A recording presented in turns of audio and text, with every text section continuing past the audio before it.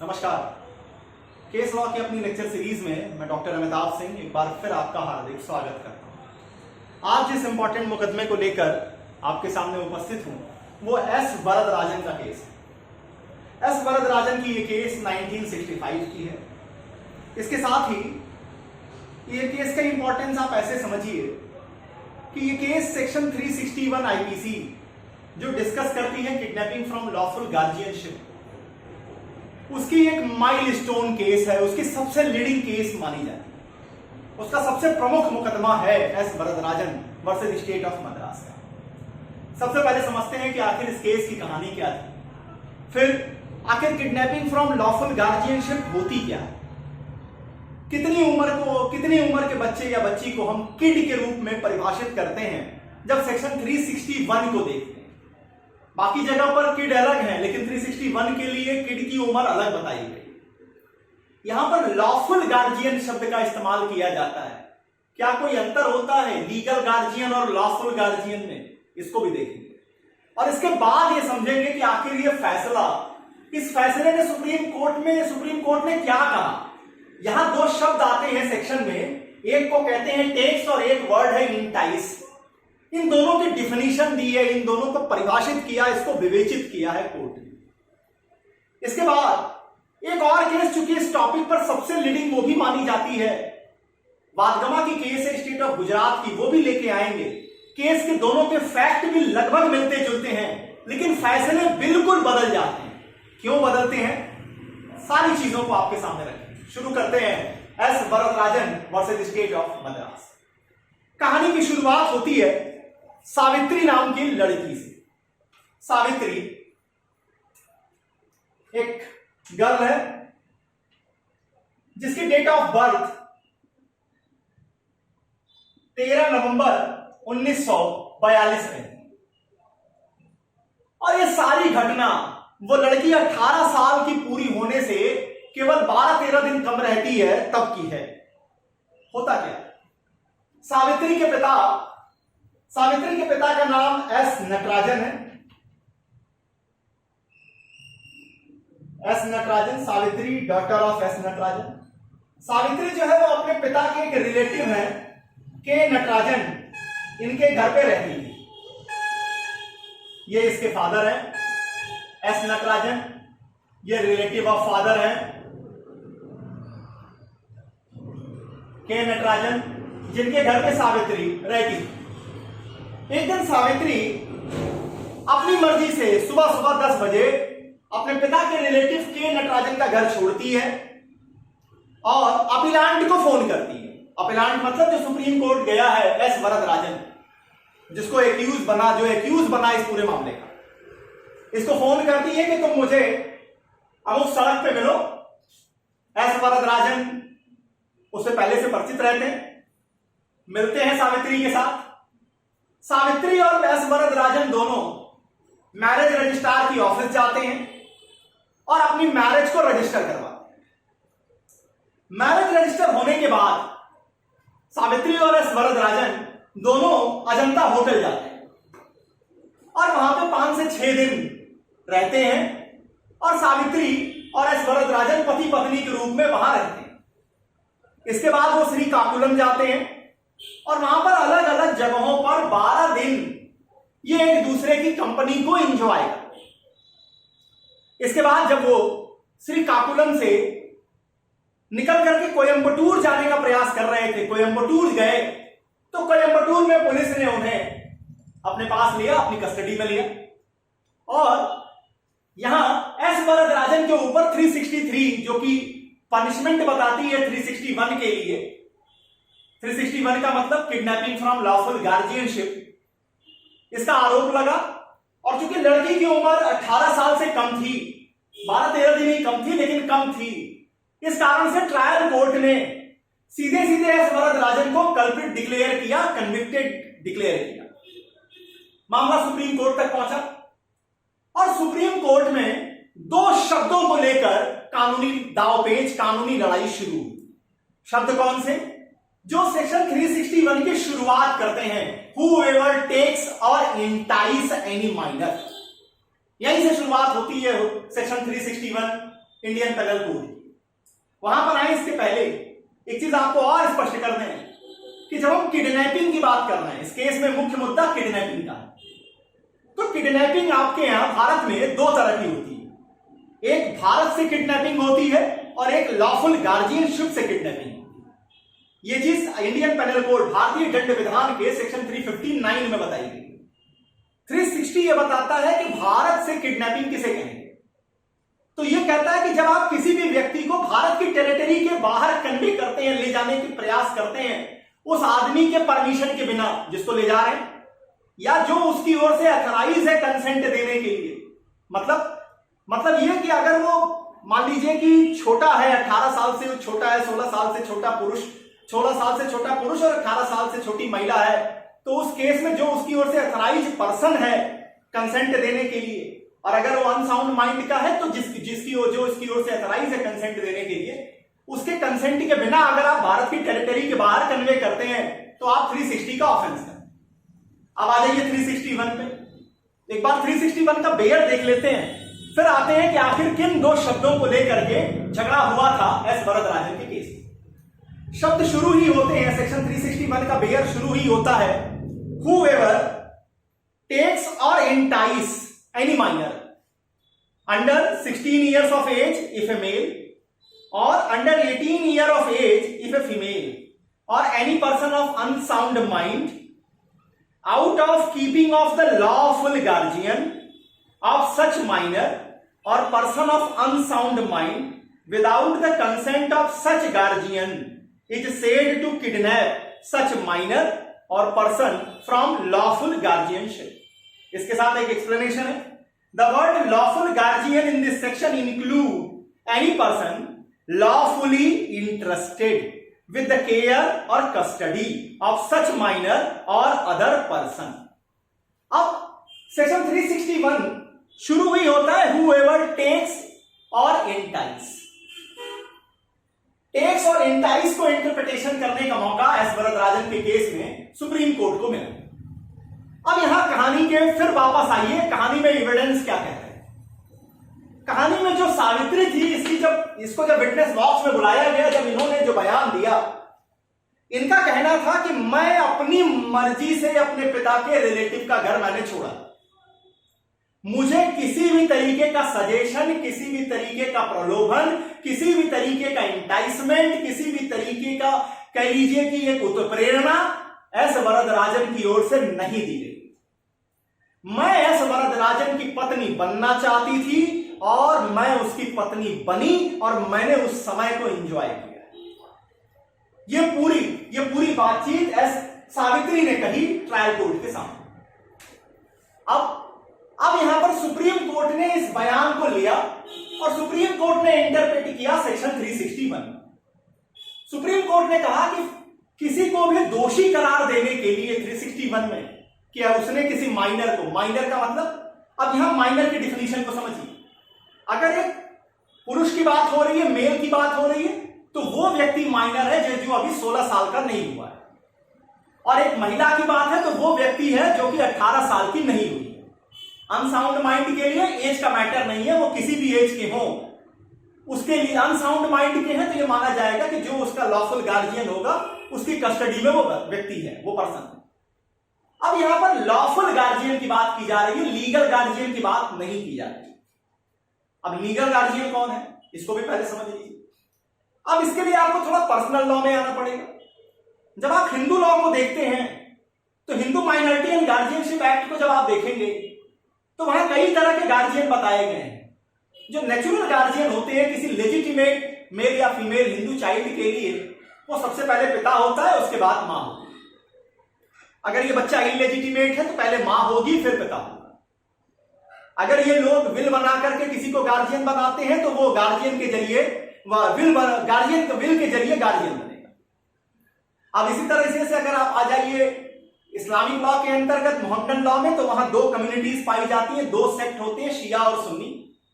जब आप सुन्नी को देखते हैं तो वहां पर ये अथराइजेशन किनको किनको है, तो पहले सबसे पहले वहां जो गार्जियनशिप दी जाती है, जो नेचुरल गार्जियन या लीगल गार्जियन माना जाता है, वो पिता माना जाता है। आप कहेंगे मां नहीं होती, मां होती है। 2 साल की उम्र तक लड़के की और 7 साल की उम्र तक लड़की के केस में उसको हिजानत का राइट होता है, कस्टडी का राइट। अब पिता है, दूसरे नंबर पे पिता के द्वारा अगर कोई पर्सन एथराइज किया गया है तो वो होगा। तीसरे नंबर पे दादा आते हैं, या चौथे नंबर पे दादा के द्वारा एथराइज किया गया पर्सन आता है। जब शिया लॉ को देखते हैं तो वहां केवल 2 लोगों को यह अथॉरिटी मिली है, वो एक पिता है और दूसरे नंबर पे दादा आते हैं। तो ये तो हो गए लीगल गार्जियन। यहां सेक्शन 361 जो बात कर रहा है वो लॉफुल गार्जियन की बात कर रहा है। अब लॉफुल गार्जियन जो है ये एक बड़ा स्फीयर है लीगल गार्जियन की तुलना में।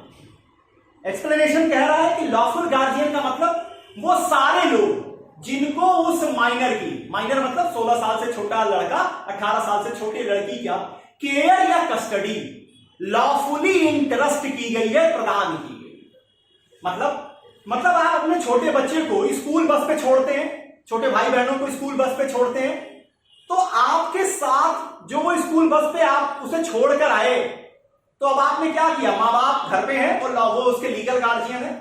लेकिन वो जो बस ड्राइवर है, वो जो बस का कंडक्टर है, वो भी लॉफुल गार्जियन हो गया। जब वो बच्चा स्कूल पहुंच गया, वहां जो प्रिंसिपल है, क्लास टीचर है, हेडमास्टर है, वो क्या हो गया, वो लॉफुल गार्जियन हो गए। नौकर के साथ आपने बच्चे को कुछ सामान लाने के लिए भेजा, जो नौकर भी जा रहा है बच्चे के साथ, तो अब नौकर उसका लॉफुल गार्जियन हो गया। जब तक कि वो सामान लेकर वापस आता है वो लॉफुल गार्जियन। और अगर उसकी कंसेंट के बिना उस बच्चे को कोई भी व्यक्ति, कोई भी व्यक्ति टेक्स करता है या इंटाइस करता है कि वो उसकी कस्टडी छोड़े, तो वहां पर वो व्यक्ति जो भी ऐसा करेगा वो पनिश किया जाएगा 361 में। अब समझिए। अब यहां सावित्री वाले केस में, सावित्री वाले केस में जो फैक्ट एंड सर्कमस्टांसेस निकल के आई, अब उससे सुप्रीम कोर्ट को टेक्स और इंटाइस को इंटरप्रेट करने का मौका मिला। सुप्रीम कोर्ट ने कहा कि जब हम टैक्स की बात करते हैं तो यहां मतलब है फिजिकल टेकिंग का, मतलब भौतिक रूप से आप उस व्यक्ति को अपने साथ लेते हैं। जरूरी नहीं है कि इसमें फोर्स का इस्तेमाल किया गया हो, जरूरी नहीं है कि इसमें फ्रॉड का इस्तेमाल किया ही गया हो भी सकता है, नहीं भी हो सकता है। दूसरा शब्द जो आता है जिसको कहते हैं इंटाइस। अब इंटाइस को जब ये इन्होंने डिफाइन किया तो इन्होंने कहा इंटाइसमेंट का मतलब है किसी भी तरीके का एल्योरमेंट, किसी भी व्यक्ति को होप देना, एक उत्साह देना, एक कह लीजिए कि उसको एक डिजायर उसके अंदर पैदा करना। अब ये कैसे होता है, समाज में बहुत सारे ऐसे लोग हैं कि मान लीजिए माँ बाप थोड़े से टाइट हैं, माँ बाप थोड़े से प्रिंसिपल वाले हैं, थोड़े ज्यादा रिजिड हैं अपने बच्चे के साथ, सामने से वो ऐसे रिजिडिटी दिखा रहे हैं। अब आप देखते हैं कि बच्चा जो है वो घर के काम भी कर रहा है, बच्ची है वो घर का काम कर रही है। अब आप कहें बताओ इन लोगों ने तुम्हारी जिंदगी नरक बना दी है, भला ऐसा भी कोई करता है बच्चे के साथ? हमारे साथ चलो हम तुम्हारी जिंदगी बना देंगे। अरे तुम्हें तो सपनों की रानी बन के रहना चाहिए, क्या यहां इस पचड़े में पड़ी हुई है? इस तरीके की चीजें जब बार बार अगर एक व्यक्ति कह रहा है, जो कोई भी कहे, तो वो क्या कर रहा है, उस बच्चे के अंदर एक होप पैदा कर रहा है, एक इंड्यूस कर रहा है, एक उसको एल्योरमेंट दिखा रहा है, मुंगेरी लाल के हसीन सपने दिखा रहा है। और अगर इन सपनों का ये इफेक्ट आया कि उस बच्चे ने मन बना लिया अपने पिता, अपनी मां का, अपने लॉफुल गार्जियन का घर छोड़ने का, उसका साथ छोड़ने का, तो जो मुंगेरी लाल जी हसीन सपने दिखा रहे थे वो लायबल हो जाएंगे सेक्शन 361। अब यहां इस केस में, वरदराजन के केस में, लड़की सावित्री ने साफ साफ कहा कि मुझे अभियुक्त ने, ऐसे वरदराजन ने किसी तरह का कोई इंड्यूसमेंट नहीं दिया, कोई प्रॉमिस नहीं की, किसी तरह का कोई एल्योरमेंट नहीं है। मैं अपनी मर्जी से उसकी पत्नी बनना चाहती थी और मैं उसकी पत्नी बन करके मैंने उस समय को एंजॉय किया। अब यहां पर न टैक्स पूरा हो रहा था, न इंटाइस पूरा हो रहा था, इसलिए कोर्ट ने क्या किया, कोर्ट ने ट्रायल कोर्ट की इस सजा को सेट असाइड कर दिया, मतलब एस वरदराजन साहब को रिलीज कर दिया। 363 के ऑफेंस, जो 361 की जहां पनिशमेंट है, उससे उनको बाइज्जत बरी कर दिया। अब टेक और इंटाइस को एक और केस में सुप्रीम कोर्ट को मौका मिला 1973, और केस का नाम है Thakurmal D Vadgama versus state of Gujarat. मिलते जुलते फैक्ट हैं, थोड़ा सा अंतर आता है। वो उर्दू में एक कहावत है, नुक्ते की हेराफेरी से वो खुदा से जुदा हो गए। उर्दू में जब आप नुक्ता मतलब खुदा लिखते हैं, अगर एक नीचे बिंदी नहीं लगाते तो उसको हम जुदा पढ़ते हैं, तो इसको एक प्रोवर्ब कहते हैं कि नुक्ते की हेराफेरी से वो खुदा से जुदा हो गए। तो सेकंड केस में आप देखेंगे कि हल्का सा एक पॉइंट टर्न करता है और वरदराजन में उनको रिलीज कर दिया गया था, वाद गमा में कन्विक्शन दे दी गई, सजा दे दी गई। केस का नाम है ठाकुरमल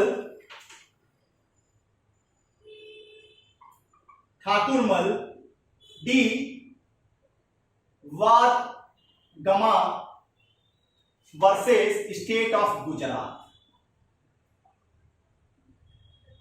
1973, सुप्रीम कोर्ट, पेज नंबर 2313।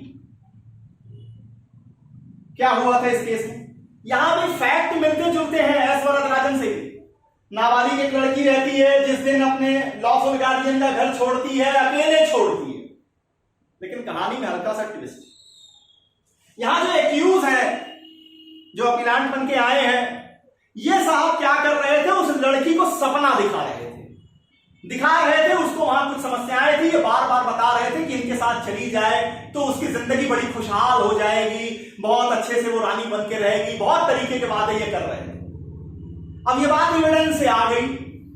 अब जब ये बात एविडेंस से आ गई तो सुप्रीम कोर्ट ने फिर से एस वरदराजन को कोट किया और टेक्स और इंटाइस को डिफिनेशन दी और कहा कि देखिए, इंटाइस का मतलब ही था कि एल्योरमेंट, अगर आप प्रलोभन दे रहे हैं, अगर आप उसके अंदर किसी तरीके की आशा का संचार कर रहे हैं तो ये मान लिया जाएगा। और जो कुछ भी आप कर रहे हैं, अगर आपने इसकी जो बेस जो बनाया है, जो प्लॉट आपने क्रिएट किया है, अगर ये प्लॉट किसी भी तरीके से, अगर आपने जो फाउंडेशन ले डाउन की है, अगर वो इंड्यूसमेंट की है, एल्योरमेंट की है या थ्रेट की है, तीनों में से कोई भी है, और अगर इस इंड्यूसमेंट, एल्योरमेंट और थ्रेट की फाउंडेशन पर पिक्चर ये बनी है, उस माइनर के दिमाग में पिक्चर बनी है कि उसे अपने लॉफुल गार्जियन का घर छोड़ देना चाहिए, तो वो जैसे ही घर छोड़ने के लिए पहला कदम उठाता है, आगे बढ़ाता है, वैसे ही 361 का ऑफेंस पूरा हो जाएगा।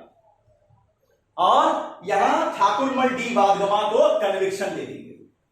अब जरा यहां एक चीज और एक्सप्लेन कर दूं, थोड़ा सा 2 मिनट और, कि जब आप किडनैपिंग फ्रॉम लॉफुल गार्जियन को देखते हैं तो समझिएगा कि जब पहली बार वो बच्चा उस लॉफुल गार्जियन के कस्टडी से पहला स्टेप बाहर जाता है, तभी ये ऑफेंस कमिट हो जाता है। इसका मतलब ये कॉन्टिन्यूअस नेचर का ऑफेंस नहीं है। इसका मतलब क्या? अब इसको एक एग्जांपल से समझिए। मान लीजिए कि एक्स एक माइनर लड़की है, माइनर गर्ल है। अब इसे वाई क्या कर रहा है? वाई इंटाइस कर रहा है। ये माइनर लड़की मान लीजिए सिलचर की है, इसे वाई इंटाइस कर रहा है और एक्स अपने पिता का घर छोड़ देती है, वाई इसे लेकर के कोलकाता जाता है। अब कोलकाता में इसे जेड मिल जाता है, जो इस लड़की को, अब एक्स को कहां पहुंचा देता है? वो दिल्ली लेके चला जाता है। अब जरा इस एग्जांपल में समझिए। अब यहां पर वाई ने जो इंटाइसमेंट दी और एक्स ने अपने पिता का घर सिलचर में छोड़ा, तो यहां किडनैपिंग की केस यही पूरी हो गई। जैसे ही उसने सिलचर में अपने पिता का घर छोड़ने के लिए पहला कदम बढ़ाया, ये ऑफेंस पूरा हो गया। अब वो किसकी कस्टडी में आ गई? वाई की कस्टडी में आ गई। अब कोलकाता में जेड ने जो कुछ भी किया वो दूसरा कोई ऑफेंस होगा, किडनैपिंग फ्रॉम लॉफुल गार्जियनशिप नहीं होगी। क्यों? क्योंकि वाई उसका लॉफुल गार्जियन नहीं था।